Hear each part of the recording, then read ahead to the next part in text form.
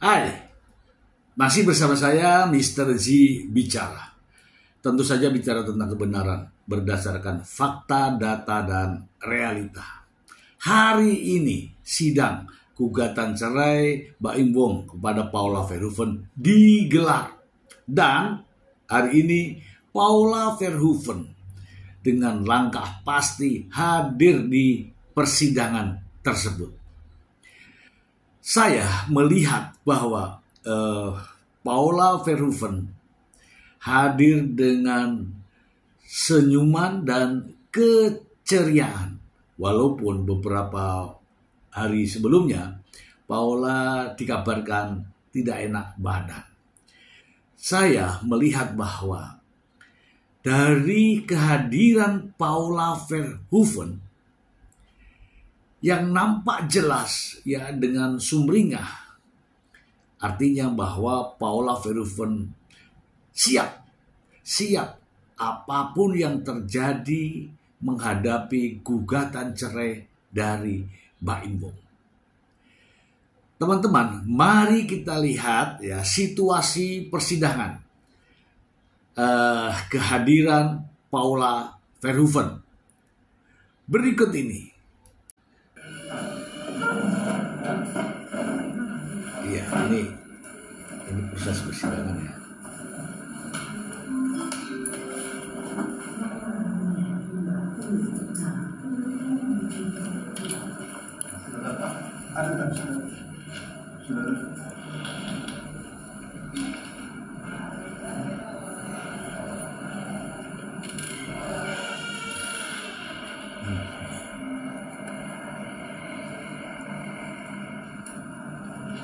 Ini detik-detik kehadiran Paula Verhoeven di ruang sidang, ya. Nanti auranya nampak jelas, begitu yakin dan percaya.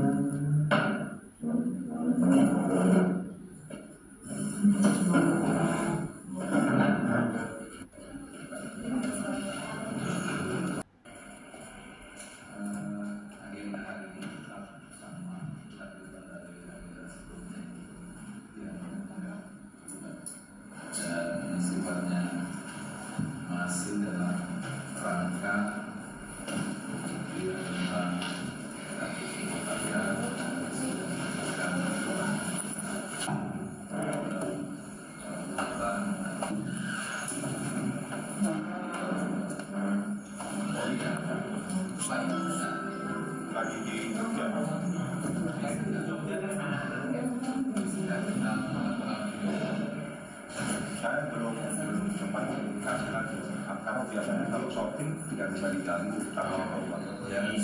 ini kan olahan ini kan yang wartawan atau di luar ya?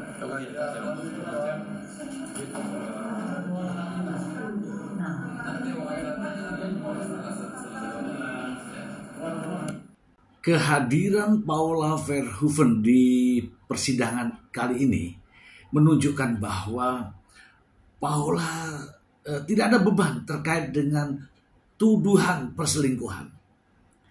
Terkait dengan adanya dalil-dalil yang disampaikan oleh pengacara Fahmi Bamid terkait dengan perselingkuhan, adanya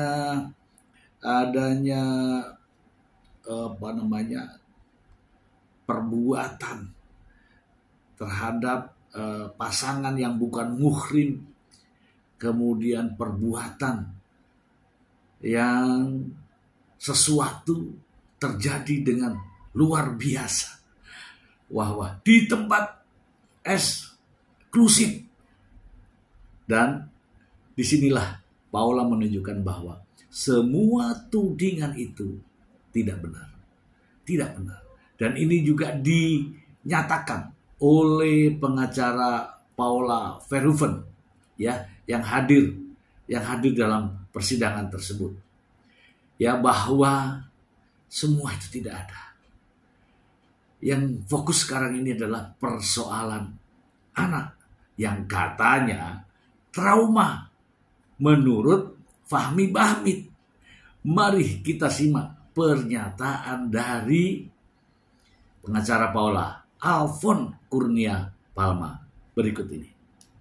Iya, baik, terima kasih teman-teman sudah bersedia untuk menunggu persidangan ini. Dan kemudian pada saat ini kami mewakili dari prinsipal untuk menyampaikan bahwa pada saat ini sebenarnya agenda kita itu lebih kepada ingin menyampaikan bukti pembanding.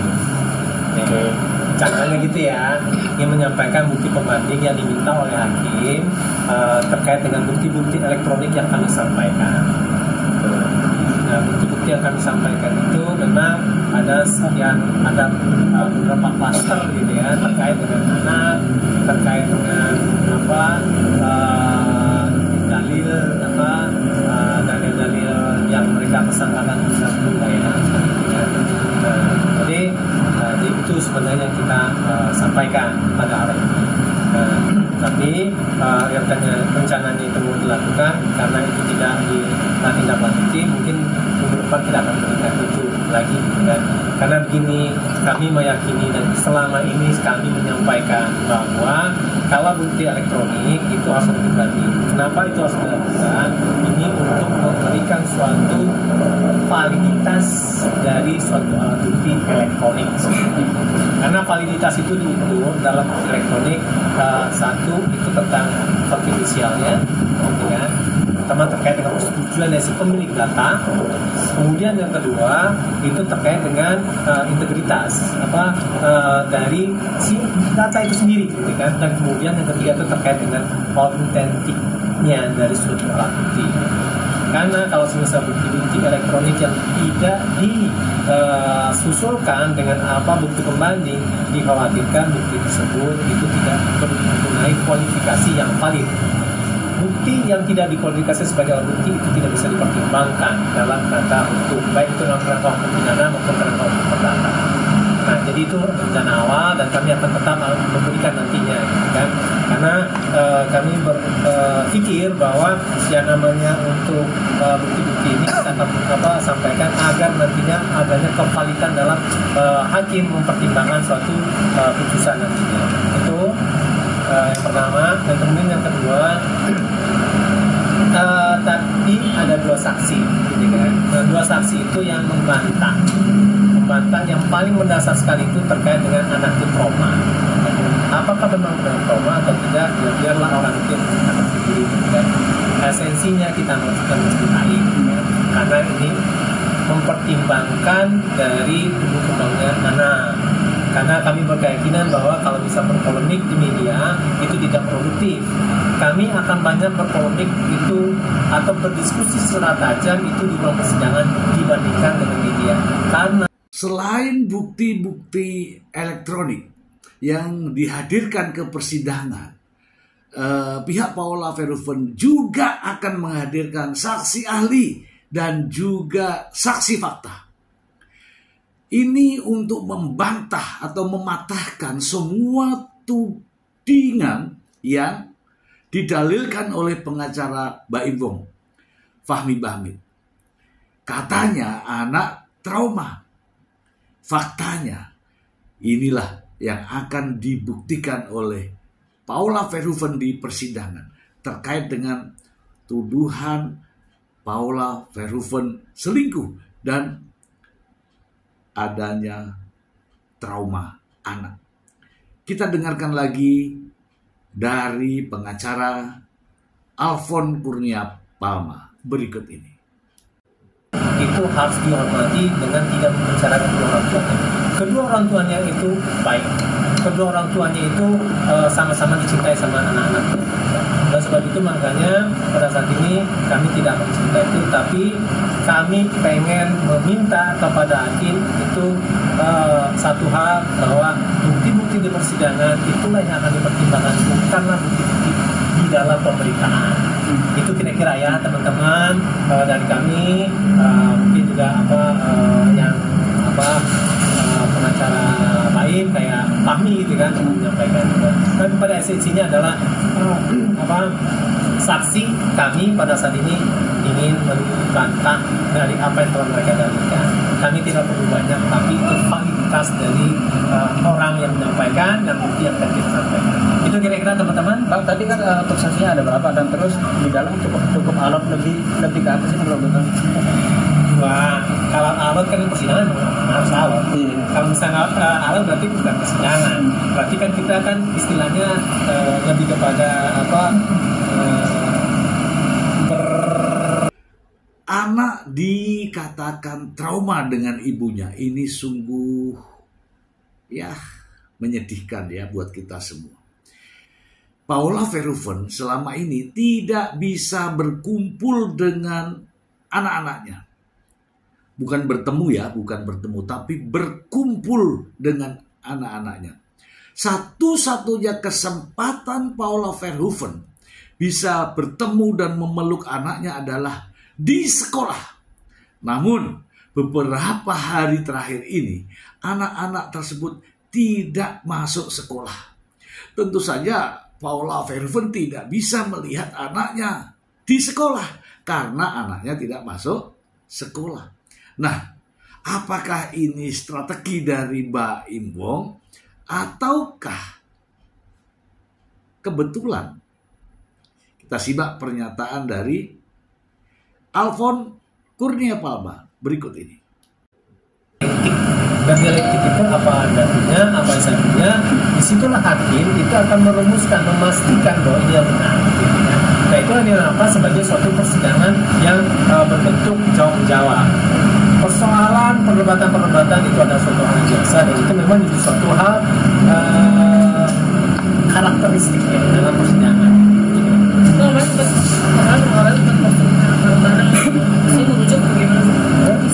Di IG posting mereka berdua mungkin ada poin yang sana apa ya?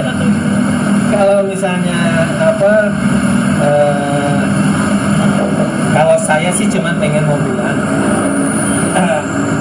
hingga saat ini sebenarnya anak-anak itu tidak bersama bola. Itu yang disampaikan Boas di persidangan. Saat ini mungkin sudah 3 minggu anak-anak bersama ayahnya bekerja. Jadi anak-anak tidak sekolah sehingga Paula tidak bisa melihat anak-anak pola di sekolah. Jadi itu sih sebenarnya terkait dengan yang pertanyaan tadi itu ya belum ada pembicaraan. Berarti postingan lama atau? Dan Alfon Kurnia Palma juga mengatakan bahwa menghadirkan bukti elektronik, menghadirkan saksi ahli, menghadirkan fakta untuk membuktikan dalil yang disampaikan oleh pihak Mbak Im Wong melalui pengacaranya Fahmi Bahmid. Apakah benar tuduhan-tuduhan? Apakah benar dalil-dalil yang disampaikan? Kalau menurut saya sih, semua itu tidak benar. Bagaimana menurut Alfon, sang pengacara Paula berikut ini? Mestinya memang harus ada izin karena mereka kan belum bisa. Nah, jadi dari situ kan semestinya itu ada izin dari orang tua itu kan bukan yang lain, tetapi karena dia Paula. Nah, itu mestinya itu Mungkin pas dia sampai rumah sakit karena kepikiran anaknya juga bang, apa? Karena sempat kemarin kan sempat sakit apa orang karena memikirkan anaknya karena abang bilang lama tidak berjumpa tidak apa. Ya nanti cek ya rumah sakit. Nah, kalau dari Kak Paulanya sendiri mungkin kemarin kan dari pihak Baim hanya menginginkan perceraian ya. Kalau dari Kak Paula sendiri ada nggak sih tuntutan apa gitu yang diajukan untuk Baim sendiri? Pada intinya pada saat ini Paula ada konsentrasi terkait dengan bagaimana untuk Indonesia. Kita itu bahkan setiap saat Paula selalu bilang bahwa tolong sampaikan bahwa kedua orang tuanya, mama dan bapaknya itu adalah mereka. Itu aja. Dan kemudian tujuannya agar yang namanya anak-anaknya itu tidak bisa ya track bahwa di situ ada keburukan kepada orang tua. Jadi sekolah selalu bilang begitu ya, bahwa pada saat ini lebih berpikir untuk kemudian anak-anak. Tapi dalam video call juga nggak dijelas bagaimana bang? Itu sebenarnya sudah dijawab sebenarnya. Oke, Bang, Paula kecewa kasih anak-anak dari sekolah karena syuting. Tadi kan udah disebutin ya bahwa pada intinya Paula itu tidak bisa tadi apa ya intinya di sini kan dibilang hingga saat ini sudah 5 bulan anak-anak tidak bersama Paula. Saat ini sudah 3 minggu anak-anak bersama ayah ibu. Jadi anak-anak tidak sekolah dan Paula tidak bisa menggunakan. Itu aja. Jadi itu sudah bisa menggambarkan ya, apa kira-kira yang kira-kira. Dalam sidang tadi ya, saya tidak melihat kehadiran Baim Wong. Ya katanya saya dengar-dengar tadi sedang sibuk, tidak bisa diganggu. Bahkan sang pengacara tidak juga berkomunikasi. Ya tadi ya kita dengar ya. Nah, mengapa Baim Wong tidak hadir? Padahal ini penting. Saya secara pribadi melihat bahwa tuduhan-tuduhan ini sensitif namun tidak disertai dengan bukti yang kuat. Kehadiran Paula Verhoeven di sini menunjukkan bahwa Paula Verhoeven sudah ikhlas apapun yang terjadi, apapun yang Baim Wong mau. Namun Paula tetap tidak ingin mengumbar aib keluarganya, terutama aib Baim Wong. Dan Paula Verhoeven tahu itu. Kita simak bagaimana reaksi Paula Verhoeven dan juga penjelasan dari Alfon Kurnia Palma berikut ini.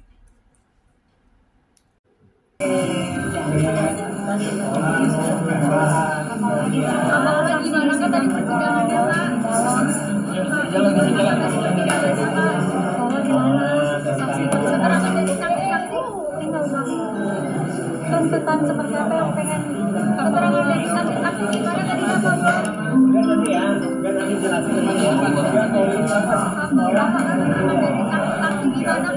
Setelah kemarin menjadi anggota anaknya juga Kak Paula dia syuting. Kak Paula tahu nggak Kak? Gimana melihat Kak syuting Kak Paula? Terus mulai MC-nya gimana Kak? Kak Baim ada izin nggak Kak? Kak Paula kemarin jalan-jalan bareng Kak Paula. Kak Paula kemarin sempat ketemu ini pertama kita gimana Kak Paula?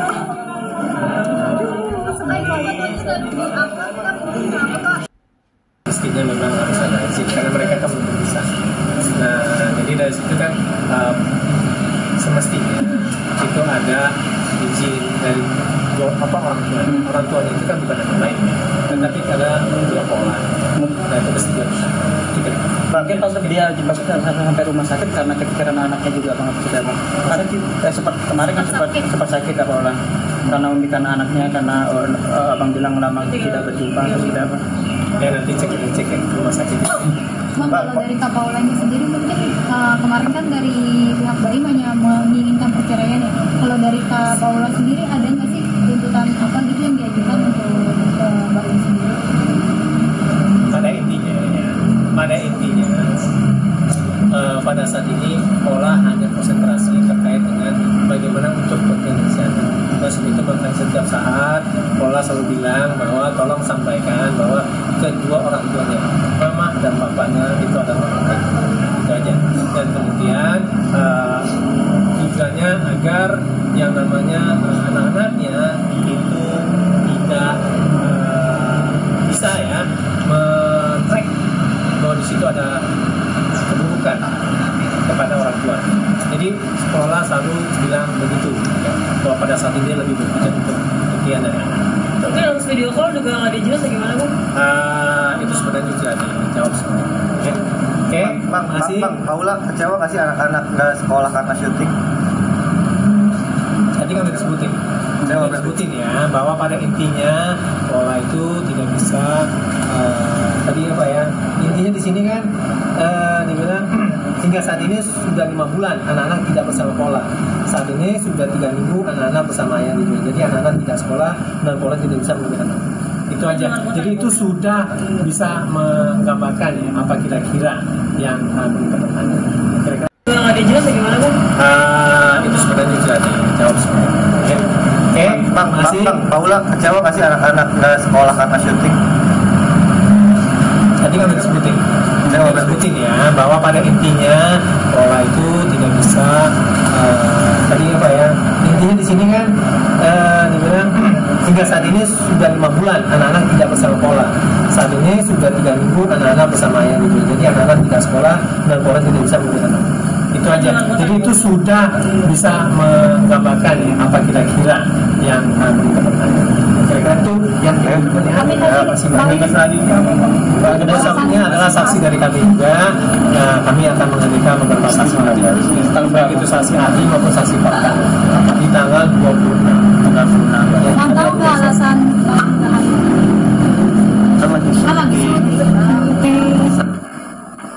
Pada kesempatan ini saya tidak menemukan komentar atau pernyataan dari Fahmi Bahmid atau belum. Tetapi setelah sidang saya tidak menemukan pernyataan dari Fahmi Bahmid.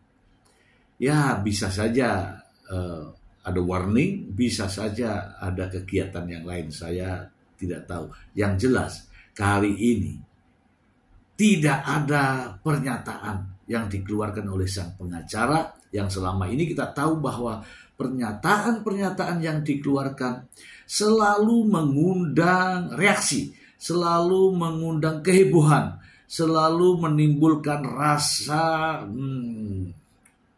tidak suka karena pernyataannya memojokkan. Teman-teman, dalam sidang kesempatan ini diberikan sepenuhnya kepada Paula Verhoeven dan tim pengacaranya untuk mematahkan dalil yang sudah disampaikan oleh pihak Baim Wong melalui pengacara.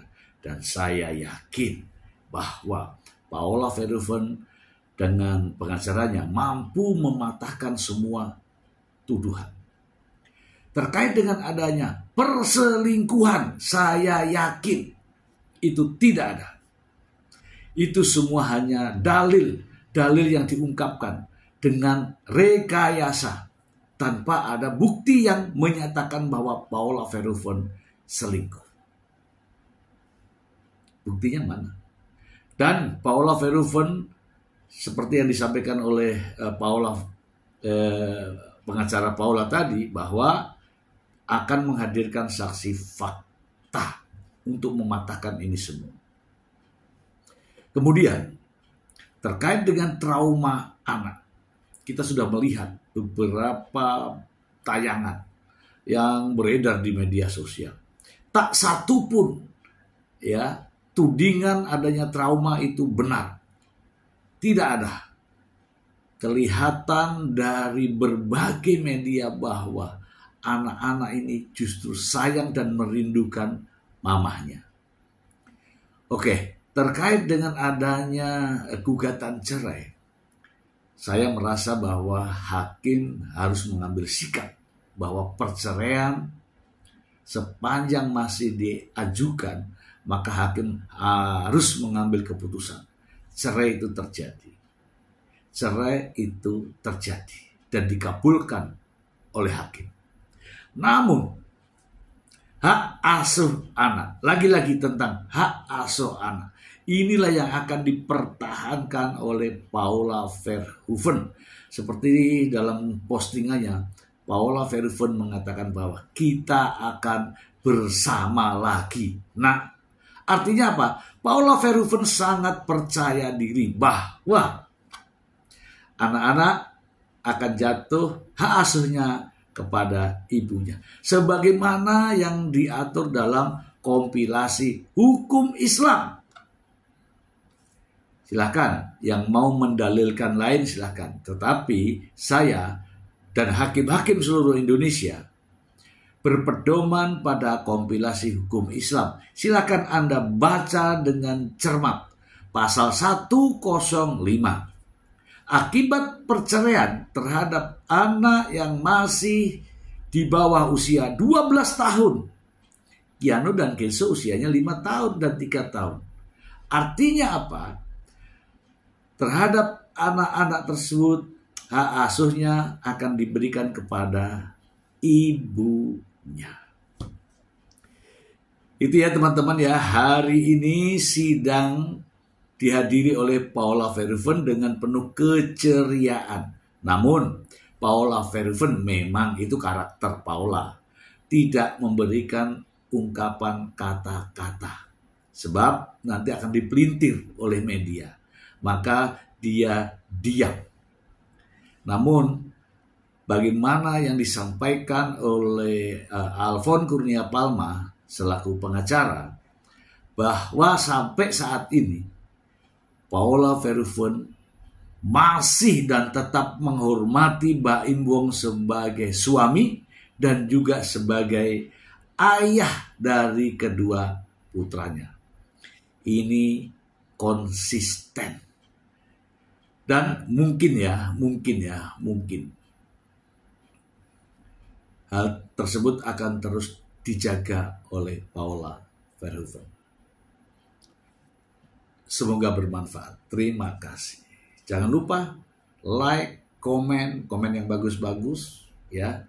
Silahkan Anda mendukung siapa. Kalau saya mendukung Paula ya. Komen. Dan jangan lupa yang belum subscribe dong supaya channel ini berkembang. Terima kasih.